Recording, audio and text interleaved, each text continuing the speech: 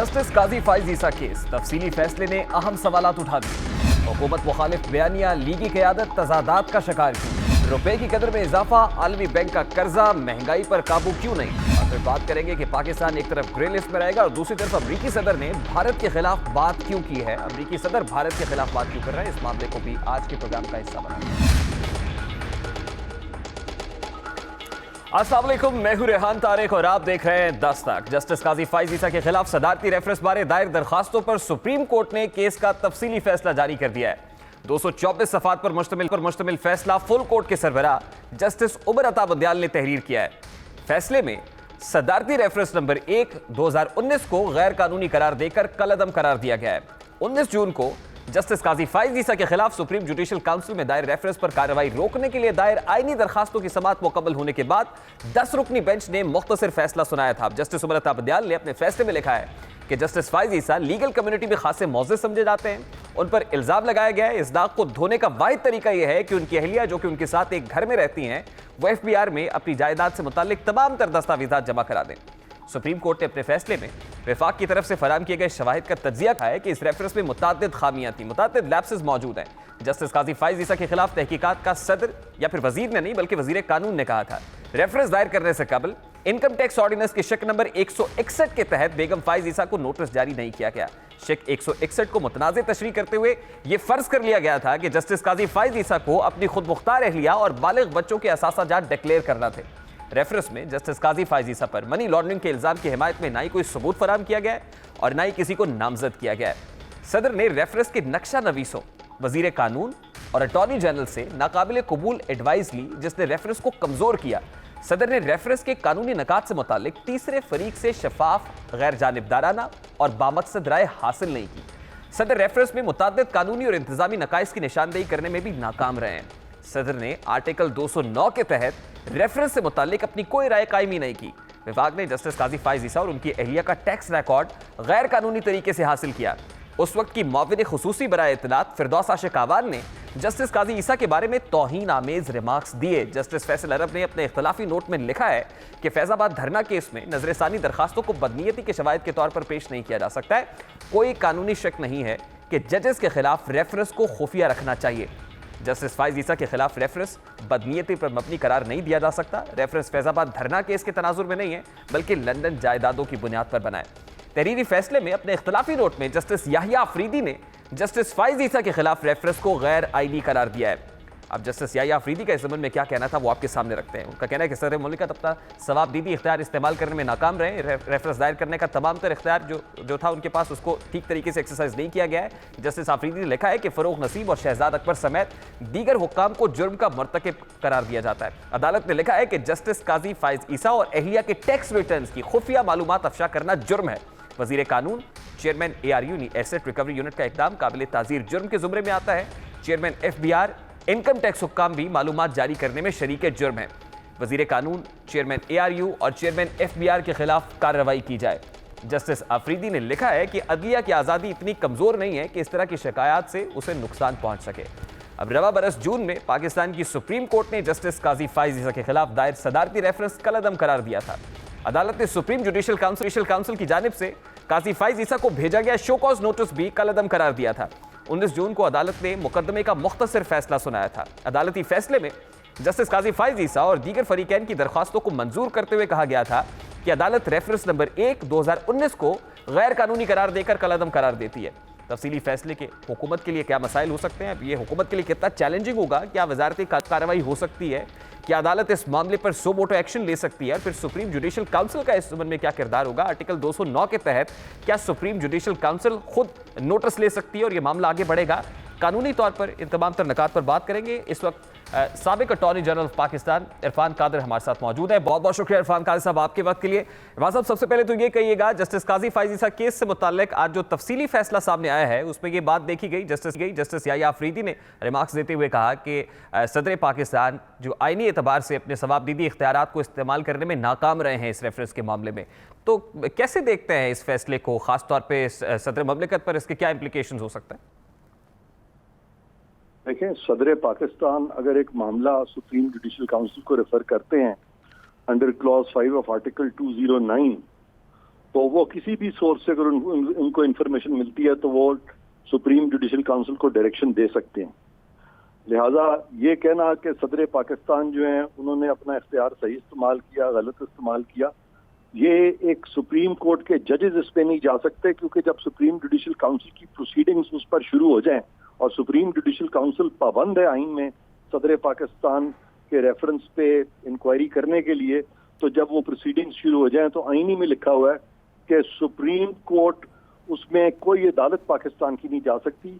Supreme court के 10 जज तो क्या 1000 जज भी फिर उस चीज में नहीं घुस सकते, क्योंकि वो जो बार ऑफ ज्यूरिसडिक्शन है आर्टिकल 211 में वो ये है कि सदर पाकिस्तान जिस वक्त प्रोसीडिंग्स जो है सुप्रीम जुडिशल काउंसिल की वो शुरू हो जाती हैं रिमूवल ऑफ अ जज की, तो वो कोई भी अदालत उसको क्वेश्चन नहीं कर सकती। लेकिन इरफान काजी साहब, सुप्रीम जुडिशल काउंसिल की प्रोसीडिंग्स को रोकने के लिए तो जस्टिस काजी फैज ईसा ने सुप्रीम कोर्ट से रुजू किया था और एक पिटीशन दायर की थी, तो आपको लगता है कि अब सुप्रीम जुडिशल काउंसिल जो है आर्टिकल 209 के तहत नोटिस ले सकती है और इस कार्रवाई को प्रोसीड कर सकती है, ये केस चलता रहेगा और इसके कोई इम्प्लीकेशन सुप्रीम जुडिशल काउंसिल की कार्रवाई पर नहीं होंगे?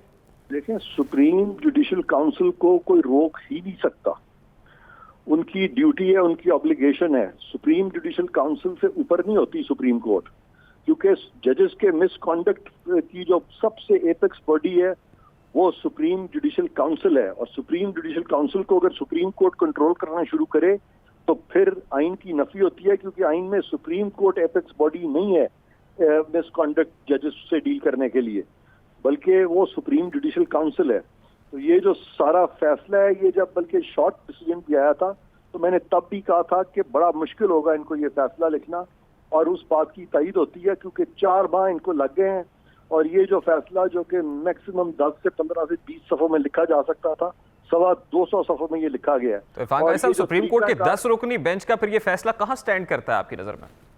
मेरे नजदीक इसकी कोई ऐसी आईनी कानूनी हैसियत मैं समझता हूँ नहीं है, और ये कॉन्स्टिट्यूशन में जो तरीकाकार दिया गया है ये उससे हटके एक तरीकाकार इन्होंने बताया कि सदर पाकिस्तान तो ये मामला सुप्रीम जुडिशल काउंसिल में अब नहीं भेज सकते, लेकिन सुप्रीम कोर्ट जो है वो एफपीआर के जरिए सुप्रीम जुडिशल काउंसिल में ये चीज भेज सकती है, तो ये ऐसा तो आइन में नहीं लिखा हुआ। लेकिन इरफान काजी साहब, उसमें ये कहा गया है कि जिस तरह से रेफरेंस दायर करने का कहा गया वजीर कानून की तरफ से आया और फिर नक्शा नवीसों का जिक्र किया गया है कि एआरयू के सरबराह शहजाद अकबर साहब, वजीर कानून, फिर जो मालूमात जिस तरह से हासिल की गई इनकम टैक्स ऑर्डिनेंस की शिक नंबर 161 जो है उसको भी फॉलो नहीं किया गया, तो जिस तरह से इस मामले को प्रोसीड किया गया है उसमें जो जिन लैप्सेस की निशानदेही इस तफसीली फैसले के अंदर की गई है, तो आपको लगता है कि फिर शहजाद अकबर साहब हों या वजीर कानून हो या चेयरमैन एफबीआर हो, उनके खिलाफ भी तो कार्रवाई हो सकती है? वजीर कानून इन सबसे कतई नजर सदर को, ये तो वजीर कानून तो बहुत बड़ी चीज है, अगर सदर को कोई एक कानून का कोई छोटा सा फकीर जो है, फकीर कानून, वो भी अगर सदर पाकिस्तान को कोई इंफॉर्मेशन दे दे और सदर पाकिस्तान उस पर भी मामला जो है सुप्रीम जुडिशल काउंसिल को भेज सकते हैं।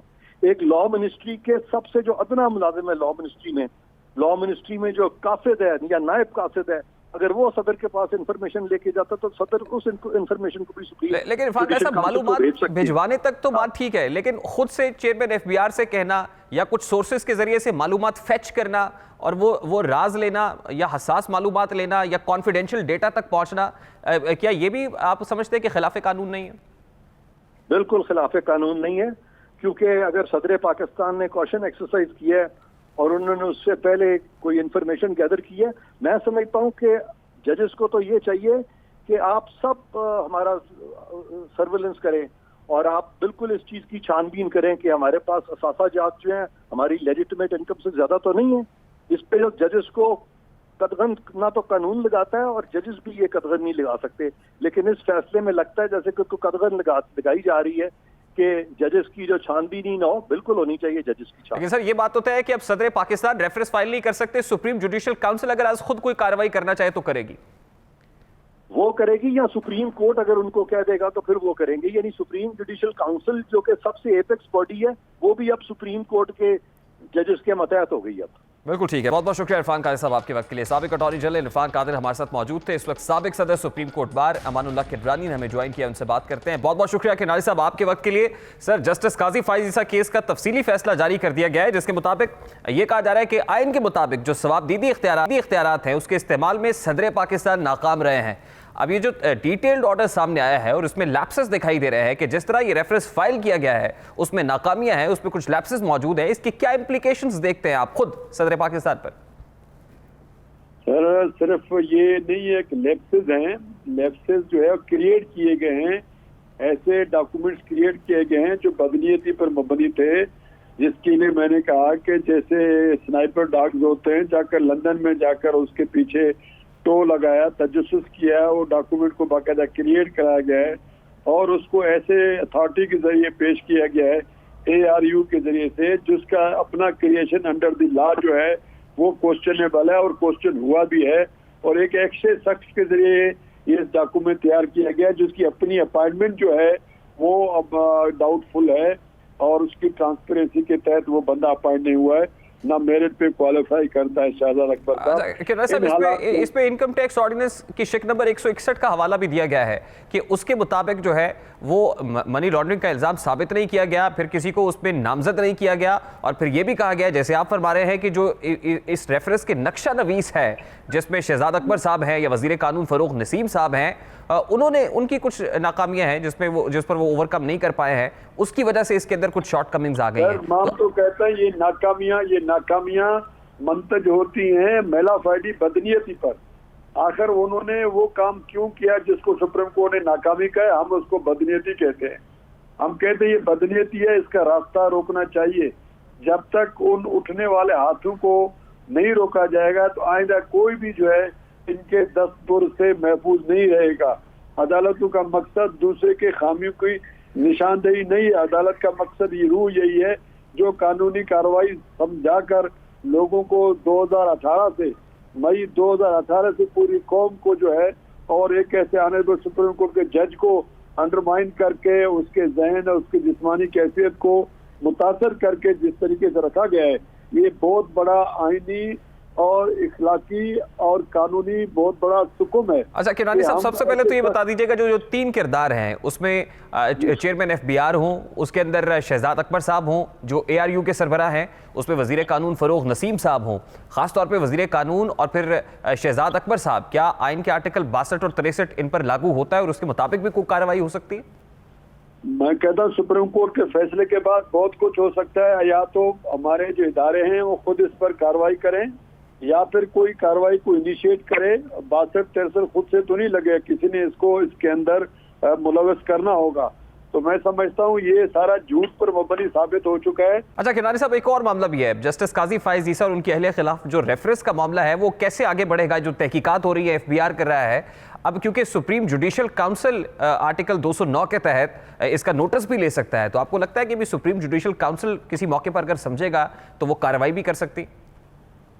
देखिए, इसके अंदर मैं अभी जजमेंट पढ़ रहा था, पैरा नंबर 145 है, अभी इसको थोड़ा क्लियर किया है और मेरे ख्याल में सुप्रीम कोर्ट ने इस बात को वाज़ेह किया 10 जजों ने कि उनका FBR को मैटर भेजने का मकसद कतई तौर पर ये नहीं है कि काजी साहब के खिलाफ कोई नया रेफरेंस दाखिल किया जाए, और न ही वो मवाद जो है इन्फ्लुएंस कर सकता है सुप्रीम जुडिशल काउंसिल पर कि वो जो है इसको लाजमन बतौर गवाही अपने लिए लाजम समझे। वो उन्होंने इस बात क्लियर कर दिया कि इसका इम्पैक्ट जो है काजी साहब के ऊपर आर्टिकल 209 के ऊपर नहीं होगा।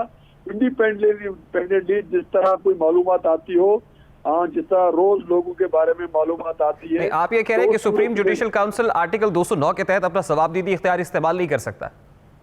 नहीं, इसकी रोशनी में नहीं कर सकता। जजमेंट में जो पैरा 145 है वो वाज़ेह तौर पर लिखता है कि हमारा मकसद FBR में भेजने का काजी साहब के खिलाफ कोई नया रेफरेंस दाखिल करवाना नहीं है, ना हम समझते हैं इससे इन्फ्लुएंस होना चाहिए सुप्रीम कोर्ट अपना सुप्रीम जुडिशल काउंसिल को। सुप्रीम कोर्ट वैसे एक मालूमात के तौर पर अगर उससे इस्तेफादा करना चाहे, ये उसकी डिस्क्रिप्शन है। तो किरानी साहब फिर रहनुमाई फरमाइएगा कि जस्टिस काजी फाइज ईसा और सेरीना ईसा के खिलाफ जो तहकीकात हो रही थी, क्या वो तहकीकात अब मुकम्मल तौर पर बंद हो जाएंगी? मतलब उसमें जो FBR छानबीन कर रहा था वो भी हॉल्ट हो जाएगा और ये मामला अब आगे नहीं बढ़ेगा? इसका मतलब ये समझा जाए कि ये फाइल अब क्लोज हो गई है इस फैसले के बाद? नहीं, इस तरह नहीं कह रहा हूँ मैं सिर्फ ये कह रहा हूँ कि जो FBR को भिजवाया गया है उसका जो इम्पैक्ट है, उसके जो असरात हैं वो काजी फाइज ईसा पर नहीं पड़ेंगे, नहीं पड़ने चाहिए। जो मैं समझा हूँ पैरा 145 में वो यही लिखा है, सुप्रीम जुडिशल काउंसिल को वाज़ेह कर दिया गया है इसमें लिखा है this was done to give supreme judicial council chance if so wish to commence proceeding against the petitioner in the exercise so motor power. However, it is reiterated that our short order dated 19/6/2020 merely issues a direction to the chairman ABR and in no any way obligation the Supreme Judicial Council to take any action based on the report. तो देखें वादे तौर पर कहा है कि जो FBR के चेयरमैन की रिपोर्ट है वो हम उसको नहीं समझते सुप्रीम जुडिशियल काउंसिल पर ये कोई लाजमन पाबंदी है, कोई इस रिपोर्ट पर अमल दरामद करे तो अपनी मर्जी से कुछ करना चाहे कर सकती है, वरना अदरवाइज कोर्ट की तरफ से कोई ऐसा ऑर्डर नहीं है वो उनके ऊपर बाइंडिंग है या उसकी बुनियाद पर वो काजी साहब के खिलाफ कोई साहब ये भी वाजे कर दीजिएगा कि जस्टिस काजी फाइज ईसा की बतौर जज जिसके ऊपर आप कह रहे हैं कि वो लागू नहीं होगा या कोई इंप्लीकेशंस आप होते हुए नहीं देख रहे, लेकिन सीरीना ईसा जो उनकी अहलिया हैं और उनकी फैमिली है जिसमें उनके बच्चे भी जो हैं वो भी तहकीकाती कमेटी के सामने पेश हुए, तो क्या उनके ऊपर जो है वो अब ये तहकीकात मजीद जारी रहेंगी और इस हवाले से इंप्लीकेशंस रहेंगी और ये मामला चलता रहेगा अभी? जी हाँ, बिल्कुल उसकी हद तक तो है, मगर उनको ये भी बताया गया कि फंडामेंटल राइट्स में उनके हैं अपील के और उनके ऑब्जेक्शंस के, वो अपनी जगह पर कायम रहेंगे, वो भी सुप्रीम कोर्ट के जजमेंट से मुतासर नहीं होंगे। वो जरूर हमारी तरफ से ये बात आएगी वकला नुमाइंदों की तरफ से, जब इतना कुछ वाज़ेह जजमेंट भी है तो जो कागजात जो मवाद वहाँ काजी साहब के खिलाफ जो है वो बदनीयती पर मुबनी है या वो जो डॉक्यूमेंट्स हैं रिलायबल नहीं है, तो उन डॉक्यूमेंट्स की बुनियाद पर उनके बच्चों के खिलाफ भी कार्रवाई नहीं होनी चाहिए, क्योंकि वो तमाम जो कवानीन है, मनी लॉन्ड्रिंग का इशू है, फॉरेन करेंसी का इशू है या कंसीलमेंट ऑफ फैक्ट्स का इशू है, वो तमाम काजी साहब के रेफरेंस के अंदर रिजॉल्व हो गए। उनका जो कॉन्स्टिट्यूशन नंबर 17 ऑफ 2019 था उसके अंदर सारी चीजें सुप्रीम कोर्ट डिस्कस करके उन तमाम एविडेंस को, उस तमाम कवानीन को डिस्कार्ड कर दिया है। बिल्कुल ठीक है, बहुत बहुत शुक्रिया। डिस्कार्ड हो गया, ठीक है, बहुत बहुत शुक्रिया आपके कीमती वक्त के लिए। साबिक सदर सुप्रीम कोर्ट बार इमानुल्लाह किनरानी हमारे साथ मौजूद थे, उनकी गुफ्तगू आपने सुनी। एक ब्रेक लेंगे जिसके बाद बात करेंगे कि हुकूमत नवाज शरीफ को कैसे वापस ला सकती है और क्या नवाज शरीफ को 14 जनवरी से पहले वापस लाना मुमकिन भी है। इस मामले को उठाएंगे इस ब्रेक के बाद। हमारे साथ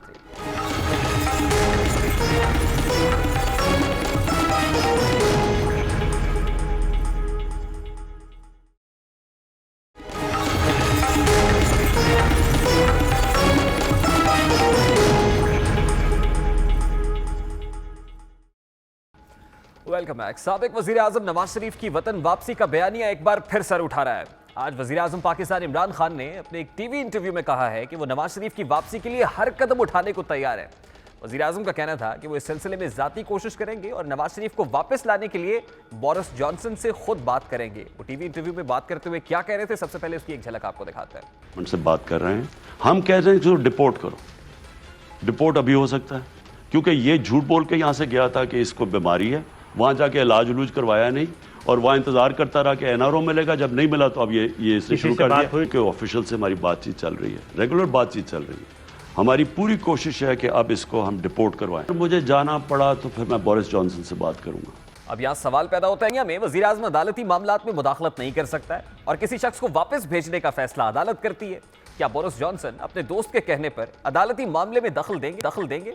इसी मामले पर आज वजीर आजम ने पार्टी रहनुमाओं और तर्जुमानों का इजलास भी तलब किया था, जिसमें ऑपोजिशन के हुकूमत मुखालिफ बयानिए पर मुशावरत हुई है। इस हवाले से वजीर आजम पार्टी तर्जुमानों और रहनुमाओं को गाइडलाइंस दें। इजलास में साबिक वजीर आजम नवाज शरीफ की वतन वापसी से मुताल्लिक हुकूमती इकदामात पर भी बात हुई है।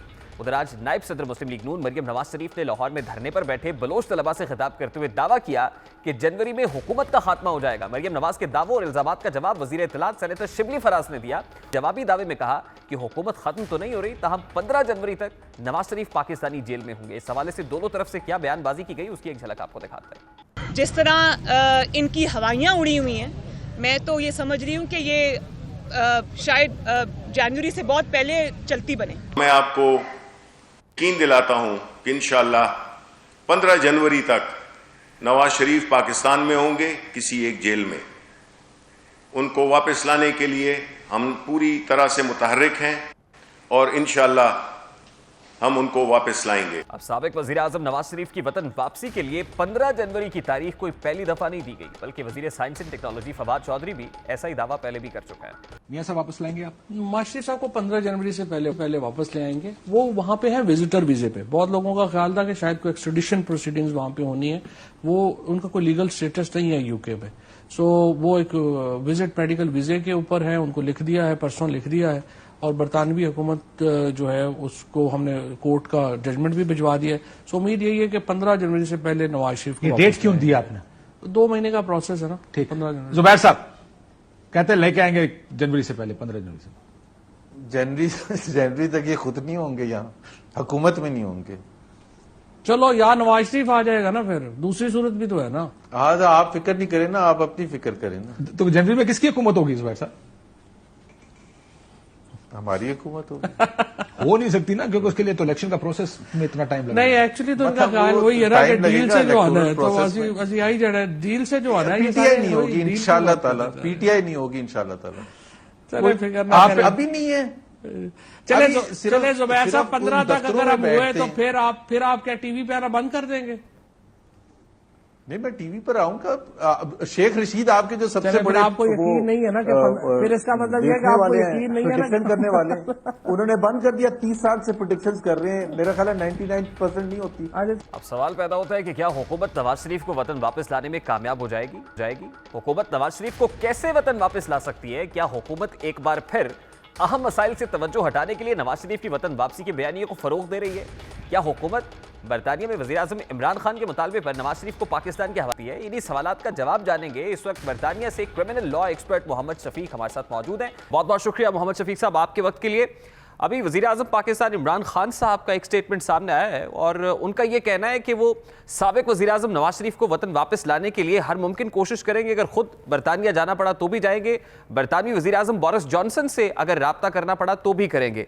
तो ये कहिएगा कि बरतानवी कवानीन के मुताबिक बरतानवी वज़ीर आज़म बोरिस जॉनसन वज़ीर आज़म पाकिस्तान को किस तरह कानूनी मदद फराहम कर सकते हैं शफीक साहब?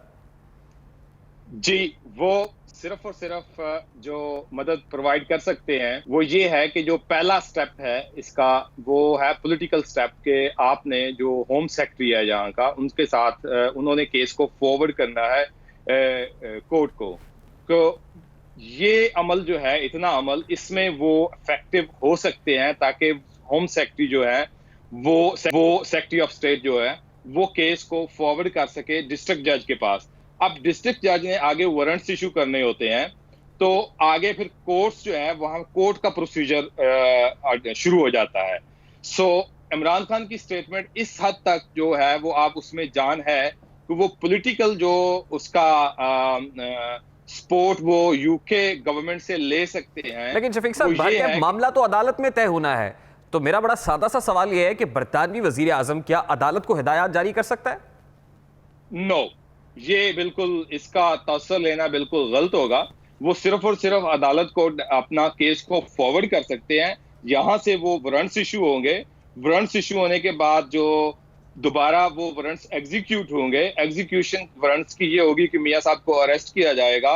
अगर ये सारा प्रोसेस होता है या वारंट्स इशू होते हैं फिर कोर्ट में मामला शुरू हो जाएगा जहां पे डिस्ट्रिक्ट कोर्ट से इन्वॉल्व है। अगर कोई पार्टी इस फैसले से ना खुश है तो वो हाई कोर्ट में फिर जा सकती है। उसके बाद अगर वहां से भी ना खुश है तो सुप्रीम कोर्ट तक मैटर जा सकता है और उसके बाद मामला दोबारा सेक्रेटरी ऑफ स्टेट के पास आना है कि फाइनल गो फिर सेक्रेटरी ऑफ स्टेट ने देनी है। इवन दो कि कोर्ट से भी फैसला जो है वो गवर्नमेंट ऑफ पाकिस्तान की फेवर में लेट्स सपोज हो जाता है, लेकिन उसकी फाइनल गो जो ऑथोराइजेशन है फिर वो सेक्रेटरी ऑफ स्टेट ने देनी होती है।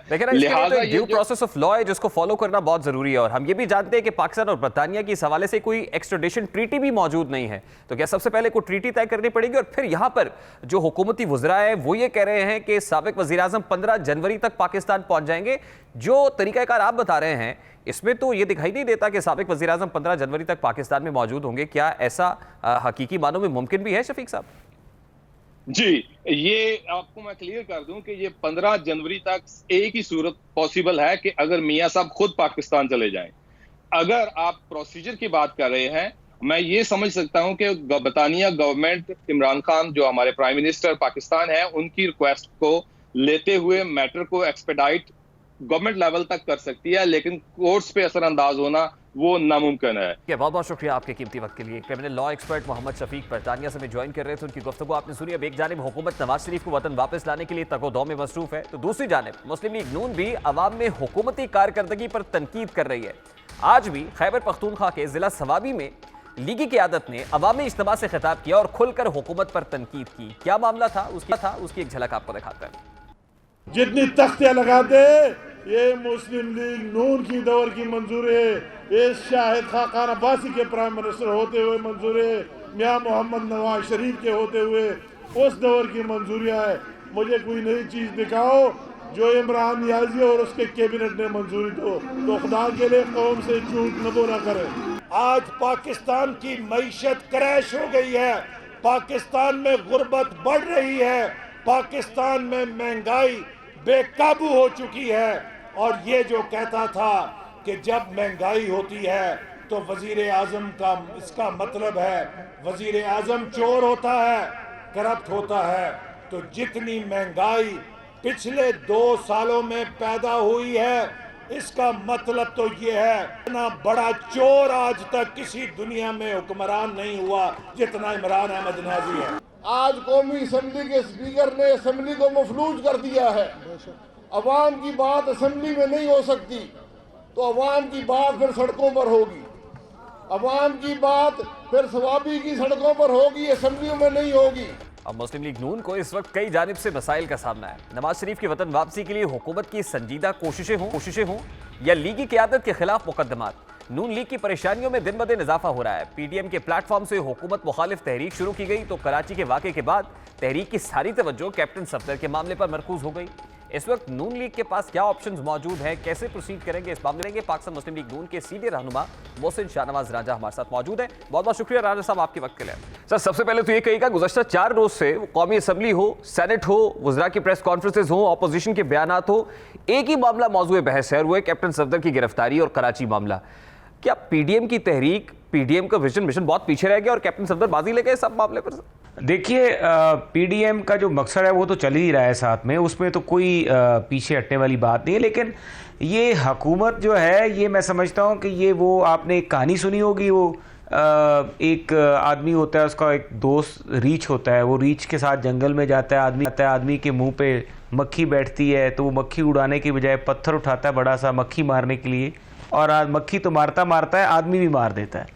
तो ये हुकूमत की जो मिसाल है उस रीछ वाली है कि ये वो ताकत में और बेसमझी में ये अब उस कैफियत पे पहुंच चुके हैं जहां पर ये हुकूमत कभी जजेस का रोल इख्तियार कर लेती है, कहीं पे ये जमहूरियत बन जाती है, कहीं पे ये फ़ौज का रोल इख्तियार कर लेती है, कहीं पे ये नैब का रोल इख्तियार कर लेती है, और ये जो इनकी मैं है वो इनको ले डूबेगी जिस सूरत हाल में से ये गुजर रहे हैं। और जो कैप्टन सफदर वाला वाकया हुआ है ये उसी मैं का नतीजा है। अच्छा, एक और फिर होनी चाहिए। देखिए, आप कहते हैं कि वफाकी हुकूमत रिस्पांसिबल है, तो मैं आपको याद दिलाना चाहता हूं सर, सेनेट के अंदर आपने सीसी पे लाहौर को बुलाकर अच्छी डांट पिलाई थी और आपने कहा था कि आपने खातून के साथ मिसबिहेव क्यों, उनके मुतालिक नाजेबा जुमले क्यों इस्तेमाल किए, गैर संजीदगी का मुजाहरा किया।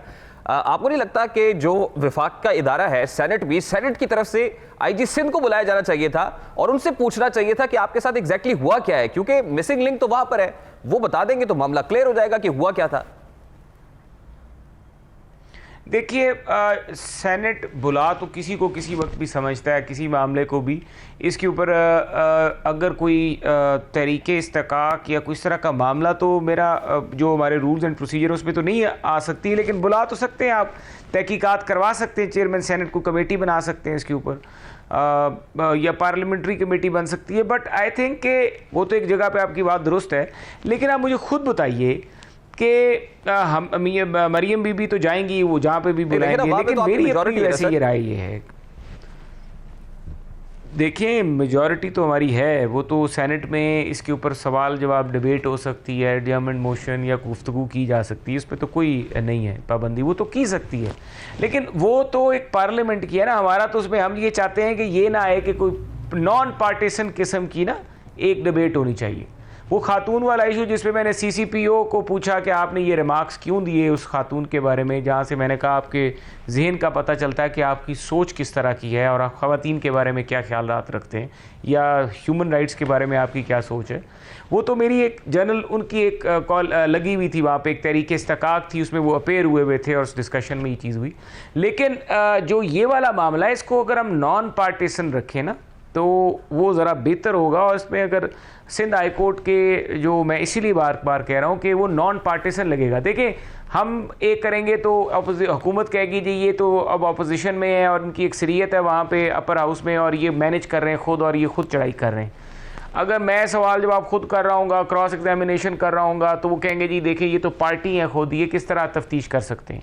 चलिए इमरान साहब जरा अभी से आगे चलते हैं सर। देखिए सर, दुनिया में जहाँ कहीं मुज़ाकरात नाकाम होते हैं वहाँ पर जंग शुरू होती है और दुनिया की हर जंग का इख्तिताम फिर मुज़ाकरात की मेज़ के ऊपर होता है। तो $1 बिलियन क्वेश्चन ये है कि फिर हम लड़ते क्यों हैं। अब सर जो PDM की मूवमेंट एक चल निकली है और आप कोयटा में जलसा भी करने जा रहे हैं, 25 को जो है वहाँ पर मैदान सजेगा, बताइए कि ये अब ये जो आगे बढ़ रही है तहरीक, आपको इसका क्या हतमी नतीजा क्या दिखाई दे रहा है कि कहाँ जाकर मुज़ाकरात होंगे, किसके साथ मुज़ाकरात होंगे, क्या तय हुआ है इस मामले पर? बात हम किससे करेंगे? बात हम इसमें करेंगे जो कानून में प्रोसीजर है, प्रोसेस है, उसके साथ बात करेंगे। हमने किसी से क्या बात, किससे बात होगी सर? एस्टैब्लिशमेंट से होगी फाइनली? पावर ब्रोकर्स के साथ होगी? नहीं, देखिए ये मेरा जवाब आपने नहीं सुना। मैंने कहा कि बात करेंगे आईने पाकिस्तान से। देखिए ना सर, इंडिविजुअल्स के ऊपर से आपको रिजर्वेशंस है कि इंडिविजुअल्स पे कुछ शक हो सकता है, इदारों पे तो आप मुस्लिम लीग नून भी कहती है कि कोई तहफ़्फ़ुज़ात नहीं है, कोई शकूक व शुबहात नहीं है, तो इदारों से तो बैठ के बात हो सकती है। शकूक देखिए अदारों का या तो रोल हो ना उसके बीच में, तो हम कहें कि जी बात हो सकती है, उनका कॉन्स्टिट्यूशनल रोल नहीं बनता। नहीं, लेकिन फिर आप ये भी समझते हैं कि इदारे इंटरवीन करते हैं। इस वक्त तो सूरत हाल ये है कि मजबूत तो इदारे ही हैं, अदरवाइज इमरान खान साहब से तो बात आप करने को तैयार नहीं होंगे। मजबूती इमरान खान के साथ हम बात करने पे तैयार नहीं हैं। इमरान खान को हम घर भेजने पे तैयार हैं और हमारी सारी की सारी मूवमेंट जो है वो इमरान खान को घर भेजने के लिए है, बातचीत करने के लिए नहीं है। तो बात अगर इमरान खान को मेरा सवाल तो बड़ा सादा सा है। मैं आपको सादा सा जवाब दे दिया, जो जवाब आप मुझसे लेना चाह रहे हैं वो मैं आपको जवाब नहीं दूंगा, क्योंकि मेरा मौक़िफ़ ही हटके है। मैं एक आइनी आदमी हूँ, मैंने आइन की पासदारी का हल्फ उठाया है। मेरे आइन में कहीं नहीं लिखा हुआ कि मैं किसी इदारे से बात करूं। और हम कैसे इमरान खान साहब की हुकूमत को घर कैसे भेजेंगे सर? उसका आइनी और जमहूरी तरीकाकार क्या होगा? Vote of no confidence. पहले आप आराम से, हो सकता है स्पीकर के खिलाफ एक वोट लें, स्पीकर के बाद फिर हम वजीर आजम की तरफ आएँ, तो वो तो हम उस पर करेंगे ना अपनी। अब देखिए सर, यहाँ पर भी पॉइंट ऑफ व्यू मुख्तलिफ है ना। इस हवाले से भी आपके कायदीन कह चुके हैं कि वोट ऑफ नो कॉन्फिडेंस की पोजीशन में तो है ही नहीं इस वक्त। ना स्पीकर के खिलाफ अदम एतमाद की तहरीक मूव हो सकती है, ना खान साहब के अगेंस्ट ला सकते हैं, क्योंकि पार्लियामान के अंदर आपको तो पता है सेनेट इलेक्शंस के अंदर क्या होता है सर। देखिए हमारा एक मुतालबा ये भी होगा कि इसके वज़ीर आज़म के ऊपर और हम अगर पब्लिक प्रेशर जैसे जैसे हमारी ये दिसंबर वाला जलसा होगा, उसके बाद फिर लॉन्ग मार्च और ये शुरू होंगी, और अगर हमारी यहाँ पे प्रेजेंस हो जाती है बहुत ज़्यादा, तो फिर हो सकता है प्राइम मिनिस्टर खुद ही इस्तीफ़ा दे जाए, हमें इसकी नौबत ही ना पड़े। अच्छा राना साहब, लास्ट बट नॉट लीस्ट, हुकूमत पहले घर जाएगी या मियाँ साहब पहले पाकिस्तान आएंगे? देखिए मियाँ नवाज शरीफ साहब तो अपना जैसे उनका ट्रीटमेंट मुकम्मल होगा प्रोसेस, उसके बाद वो पाकिस्तान वापस आ जाएंगे। हुकूमत कह रही है 15 जनवरी से पहले मियाँ साहब आ रहे हैं। और इसके लिए वज़ीर आज़म ये भी कह रहे हैं कि बोरिस जॉनसन से भी वो उनको बात करना पड़ी तो करेंगे। फिर वज़ीर आज़म साहब को ये चाहिए कि अपने को कानूनी मशीर अच्छे रखें, क्योंकि ये मशीर फिर जिस तरह वज़ीर आज़म साहब को बाकी मामलात में शर्मिंदगी उठानी पड़ती है, कई चीज़ों में आके मशीर गलत मशवरा दे देते हैं, तो यहाँ पर भी फिर मशीरों ने गलत ही मशवरा दिया है। बोरिस जॉनसन वहाँ पे, यहाँ पे देखें वो मुल्क है, वहाँ पे कानून है, वहाँ पे अदालतें, वहाँ पे एक निज़ाम है, प्रोसेस है। वो इस तरह नहीं है कि यहाँ पे रात को आईजी 1 बजे अगवा हो जाए और फिर 1 बजे बंदा गिरफ्तार, 4 बजे हो जाए, 5 बजे बंदे को अरेस्ट कर ले। ये वो वाला खाता वहाँ पे नहीं है। वहाँ पे बोरिस जॉनसन भी कानून के आगे जो है उसको भी सर झुकाना पड़ता है। वहाँ पे वो ये नहीं कहता मैं जमहूरियत हूँ, मैं अदालत हूँ, मैं नैब हूँ, मैं फ़ौज हूँ। वो वाली बीमारी बोरिस जॉनसन को नहीं है जो मौसूफ को है। ये जब जाएंगे तो मेरे ख्याल से वहाँ पे इनको बड़ी डिसअपॉइंटमेंट होगी। ठीक है, बहुत बहुत शुक्रिया आपके कीमती वक्त के लिए। पाकिस्तान मुस्लिम लीग नून के सीनियर रहनुमा मोहसिन शाहनवाज राजा हमारे साथ मौजूद थे। गुफ्तगू आपने सुनी, एक ब्रेक लेंगे जिसके बाद बात करेंगे कि रुपए की कदर में इजाफे, वर्ल्ड बैंक के कर्जे के बावजूद मुल्क में महंगाई क्यों बढ़ रही है। इस पर बात होगी इस ब्रेक के बाद हमारे साथ।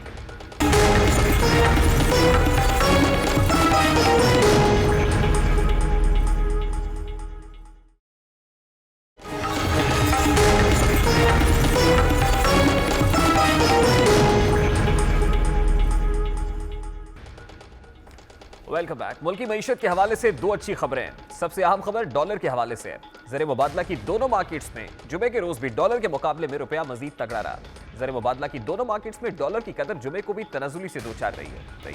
इंटरबैंक मार्केट में डॉलर की कदर 5 माह की कम तरीन सतह पर आ गई है, जबकि ओपन मार्केट में भी डॉलर की कदर 162 रुपए से नीचे आ गई है। इंटरबैंक मार्केट में 28 मई 2020 के बाद डॉलर की कदर में मजमूई तौर पर 7 रुपए 7 पैसे या फिर 4.19% की कमी वाक़ हुई है, जबकि ओपन मार्केट में डॉलर की कदर में मजमूई तौर पर 7 रुपए 20 पैसे या फिर यूं कहिए कि 4.26% कमी रिकॉर्ड की गई है। इसी तरह आलमी बैंक ने पंजाब के लिए 304 मिलियन डॉलर की फाइनेंसिंग की मंजूरी दे दी है, यानी एक कर्ज मंजूरी हो गई है। वर्ल्ड बैंक के बोर्ड ऑफ एग्जीक्यूटिव डायरेक्टर्स की जानिब से पंजाब के लिए इस फाइनेंसिंग की मंजूरी दी गई है। वर्ल्ड बैंक के एलामिया के मुताबिक ये रकम पंजाब के वसाइल में बेहतरी और फिर डिजिटल अफादियत प्रोग्राम पर प्रोवाइड की जाएगी, और ये प्रोग्राम कोरोना के दौरान ऑनलाइन अवामी खिदमात टेक्नोलॉजी फराहम करेगी, ये सर्विसेज दी जाएंगी। कंट्री डायरेक्टर आलमी बैंक बिनासिन ने कहा है कि पंजाब मुल्क की आबादी का 55 और मईशत का 60% बनता है।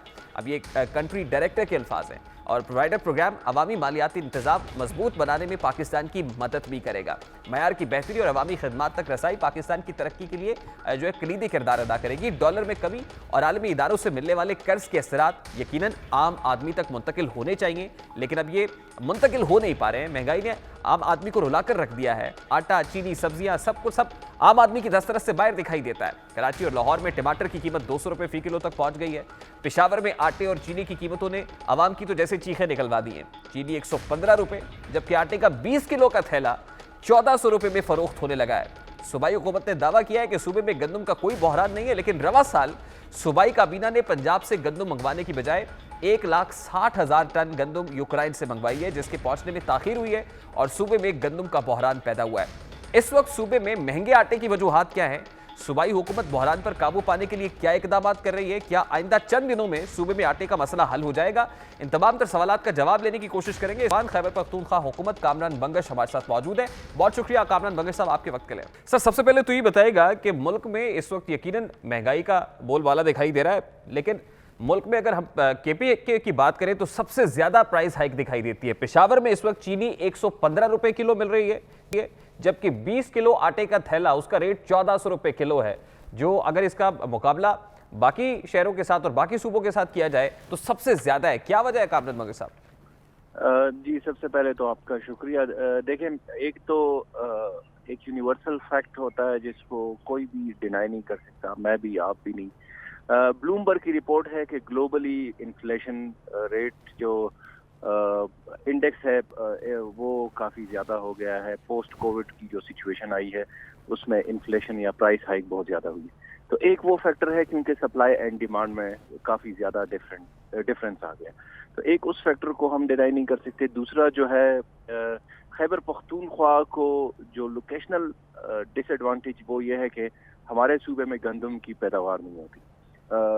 मतलब हमारी ज़्यादातर जो डिपेंडेंस है वो पंजाब के ऊपर है, तो वो अगर आप देख लें तो उस वजह से यहाँ पे आटे और गंदम की सिचुएशन थोड़ी सी डिफरेंट है एज कम्पेयर टू पंजाब। आप बिल्कुल ठीक कह रहे हैं कामरान साहब। इस वक्त जो मेरे पास आदाद शुमार हैं, खैबर पख्तूनख्वा जो सूबा है वो 80% आटा बाहर से लेता है, वो पंजाब से ले या दीगर इलाकों से रुजू करे, और 20% जो है वो गंदम मंगवाई जाती है, यानी ज़्यादातर जो है वो इन्हिसार आटे के ऊपर है, डायरेक्टली आटा मंगवाया जाता है।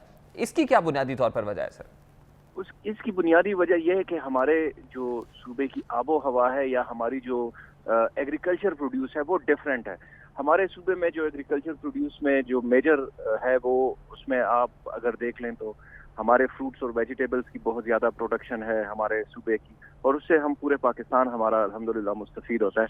इसके अलावा अगर आप हर सूबे को अल्लाह ताला ने एक ना एक उससे नवाजा होता है, एक जो एडवांटेज है उससे।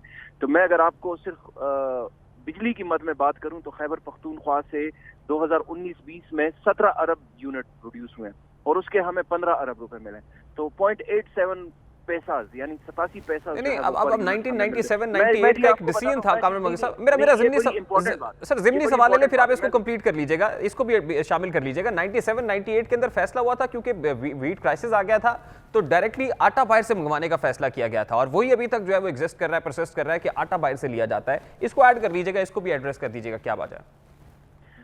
ये देखें, खैबर पख्तूनख्वा में जो डिमांड है हमारी आटे और गंदम की वो 43 लाख टन है, ठीक है, 4.3 मिलियन टन है।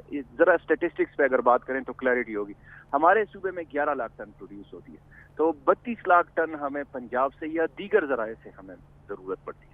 तो उस फैक्टर को लेकर हम ज्यादातर, जैसे आपने भी बात की, मैंने भी बात की कि हम पंजाब के ऊपर डिपेंड करते हैं, ठीक है, लेकिन सूबे खैबर पख्तूनख्वा की ये बात नहीं है कि हम कुछ भी नहीं कर रहे। इसमें हमें डिसरप्शन उस जगह पे आती है कि जब पंजाब से सप्लाई में डिसरप्शन हो या पंजाब से हमें रेट्स में डिसरप्शन हो।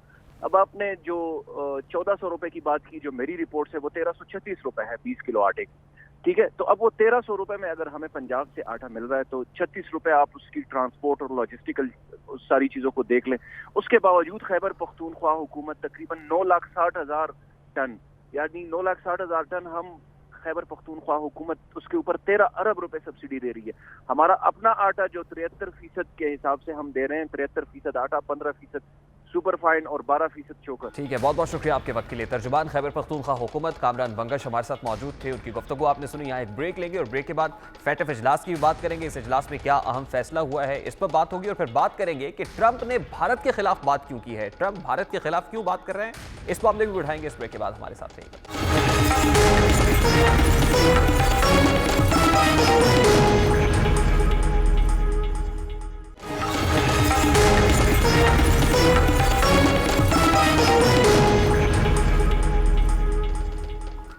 Welcome back. आज एफएटीएफ ने पाकिस्तान को ग्रे लिस्ट में रखने का फैसला किया है, साथ ही पाकिस्तान से डू मोर का मुतालबा भी कर दिया गया है।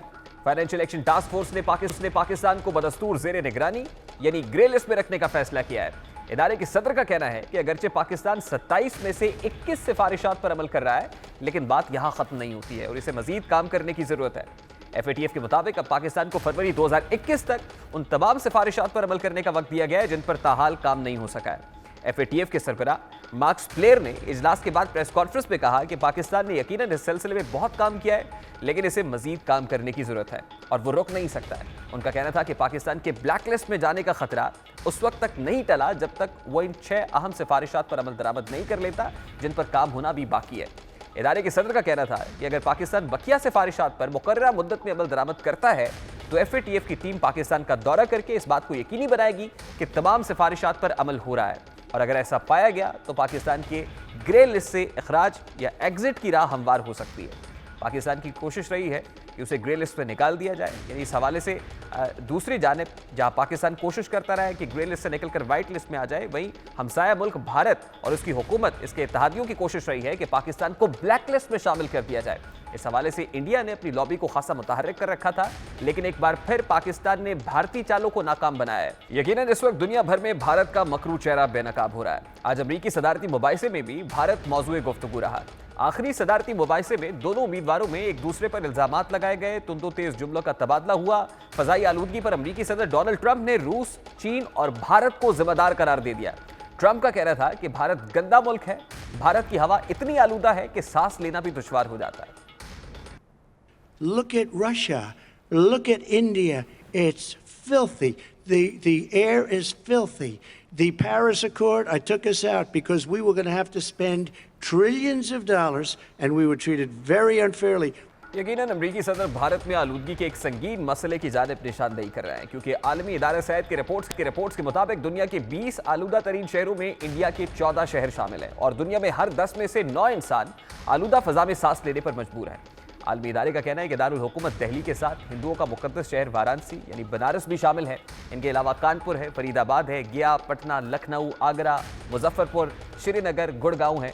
जयपुर वाक़ है, पटियाला और जोधपुर के इलाके शामिल है। यकीनन इस वक्त भारत को दीगर ममालिक के मसाइल में मुदाखलत की बजाय आपको साफ करना चाहिए, अपनी गंदगी को दूर करना चाहिए, ताकि आलमी बरादरी इसे उसके मुतशद्दिद रवैये की बजाय आवाम को सहूलत देने वाले मुल्क के तौर पर जाने। ये तो था आज का दस्तक। आपसे मुलाकात होगी इंशाल्लाह अगले हफ्ते। अपना रखिएगा ख्याल। अल्लाह हाफ़िज़।